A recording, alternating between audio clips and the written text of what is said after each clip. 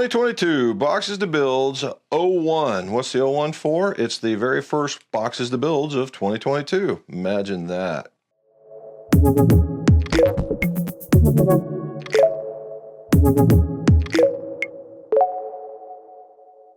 Welcome back to the Golf Shop, Jim McCleary. And we are now into the new year and new sets of builds, new things to learn, all kinds of really cool stuff like that. That was pretty broad spectrum, but so that's what's happening here. Boxes to Builds, we're going to be a little bit more surprised, right? I've got the box. Mrs. McGough says this is what's next. She just lines them up for me because she is the queen of shipping and receiving and says this is what we're doing next. So we're going to leave it like that. And then when we pull it out, we're going to pick a topic, right? A topic on building clubs, the important aspects of doing this. So you get to be able to bake your clubs at the house, or again, if you get out of your depth, you can send them to us and we can help you out. So this one is a box that is from Vienna, Ohio. I don't know where Vienna, Ohio is. Do you know where Vienna, Ohio is? North, that's all I know. Well, okay, it's north if you're from Wisconsin. We've done work with them. Okay, so let's find out what we're building. I'd really like to do that Peter McKinnon, and you get the knife. But sorry, this is what we get. The golf club maker's knife. So that's what we get. All right, so we had to open that guy up.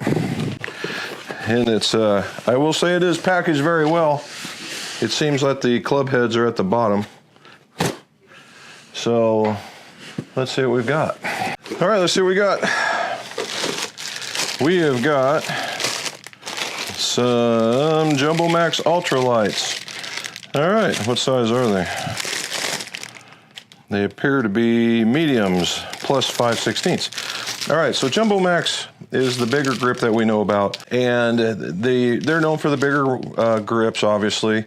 And Bryson DeChambeau is the guy that's been making them. The one thing that they've had is that they've been very heavy. However, it does throw off the swing weight, but it, it's to put the feel in the hands of the golfer.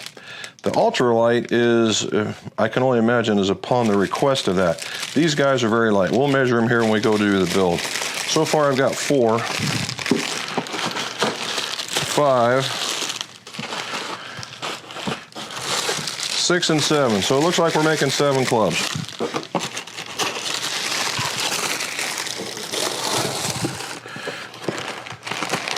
All right, so what are we building? Oh, these feel like something else. Let's see. Nope, they're heads. What do we get? Ooh, not sure what it is, but they are cool looking blades. Iron 101 blades. Okay, I'm gonna have to look those up. Get those done. We got some more in here.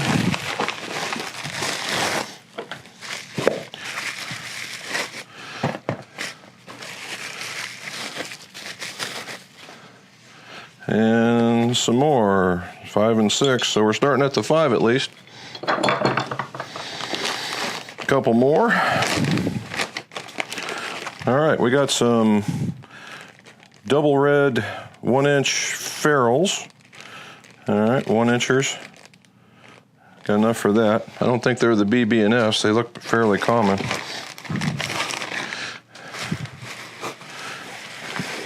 And a few more. 7, 9, and oh, we're starting at the 4.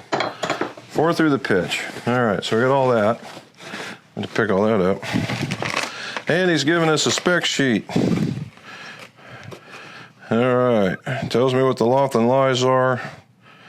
He'd like the length to be a 1/2 inch, and it looks like we're going to use something. We're going to use an ES 780 in the 4-iron. We'll see what else we're doing. All right, so now we got some specs. That's always good. And some shafts in an eBay box. There we go.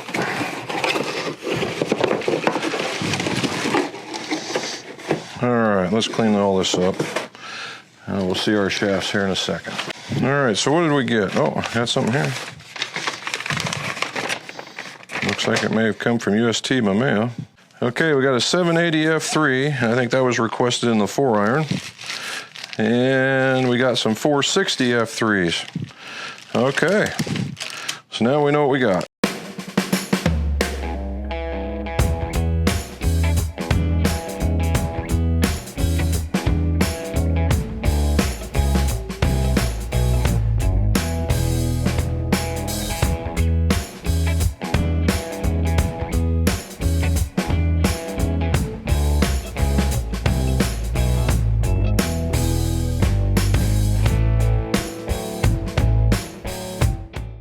All right, so I had to go and take a look at what Takomo really is. And it appears that it is a direct-to-consumer company, much like the sub-70s, new levels, that kind of stuff. And they have 2 models of clubs and a wedge. And they have a 101 iron. And the 101 iron is a hollow body, and it comes left and right-handed, where the 102 or 201, I think it's 201, is a cavity back, a player's cavity back that only comes right-handed. So my interest got really small in that one very quickly. However, we're building these, so this is what we're going to talk about. So the 101 is a hollow body, all right, a hollow body iron. So hollow body irons are exactly what they are. If you get in here, there's a cutout in here in most of this area. It's not just like it's this big balloonish kind of thing. There's a big cutout in here to allow the club to give a little bit of flex. Now, the reason why a lot of people like it is because it looks like a blade, right? And so, what is it? Well, if you look at this, and I've got a 7, I'll get a 4 and a pitch, and we'll start with the sole and work our way up. Okay. So if we look at the 4, and we got the pitch in the middle, and we got the 7 on the outside, you can see where the soles get progressively wider. They also have a progressive offset, meaning that there's a lot at the top and very little at the bottom. I like that. That's the way it should be. The club is made of 431 stainless on the back with a hardened 714 milled face that's welded into the front. Now, the club itself is very large. Right? If you look at that and see how much of my hand it takes up, and I got a pretty good sized hand, so it's a very large club. So what would it be? You know, everyone wants to classify it: super game improvement, blah blah blah. It could be either game improvement or a player's distance model, because it doesn't have a gross amount of offset. It has just a little bit of offset, but it makes up for it in the fact that it's got a monster-sized face. The other thing that you guys will notice is the top line. Okay, the top line, for you guys that have to have that butter knife top line, this is going to look wide. All right. Now what they've done is what every company does when they want to make their top line look smaller is they dull it out. You know, paint it with a dull silver, sandblast it, whatever. And these guys are no different, and that's the right way to go, because I mean it is wider. It's you know, the way that it's shaped, you could get the miscomprehension that it is really wide. You got to look really, really close, because there's a bevel here, and people would include that.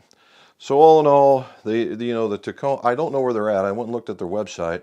It doesn't tell me where they're out of, but the Takomo they're taking a Finnish word, Finnish, as in Finland, as a forging word. And so whether or not these are forged or not, it's a whole other issue.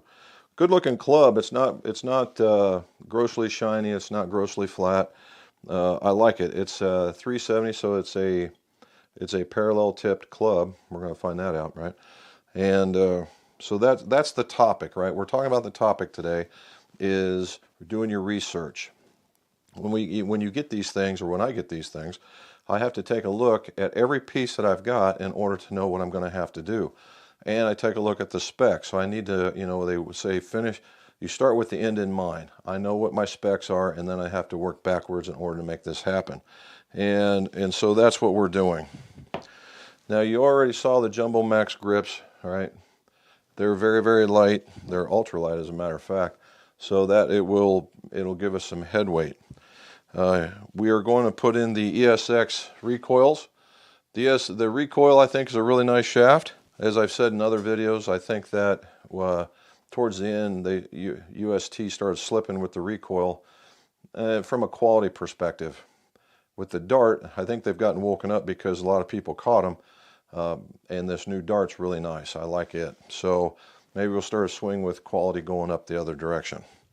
Alrighty, so there's the research. That's our topic. So what we're going to do now is, in very fast format, is we're going to weigh everything. We're going to spine and flow the shafts, and then we're going to assemble.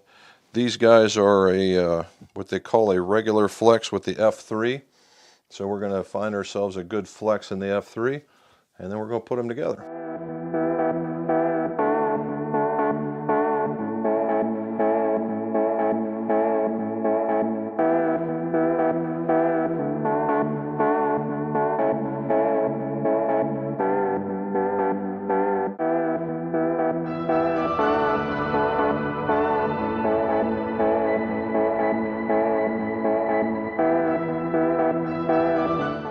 During the time frame where we're doing the checks, what are we doing? We're weighing everything out because weight can really show if there's a problem out there. So we weigh every head, every grip, every shaft in order to see what's going on. And what did we find? We found the heads were pretty decent. I had one that was out of spec, not real bad, so it wasn't a game changer. The shafts were dead solid. They were a gram a piece. It was within 1 gram off a piece. That was pretty good. The grips were the surprise. Typically grips are well, let's just say they're very constant. And in this one we had about a 4 gram swing, and that's pretty significant. Now 4 grams, that's worth, 1 swing weight point. And if you don't account for that, then you'll have one that's off from all the rest. And in this particular case, we might find that it is.